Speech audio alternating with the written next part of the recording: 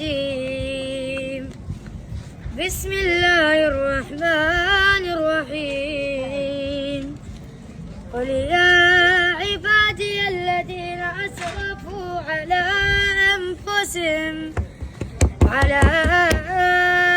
أنفسهم لا تقنطوا من رحمة الله إن الله يغفر الذنوب جميعا إنه هو الغفور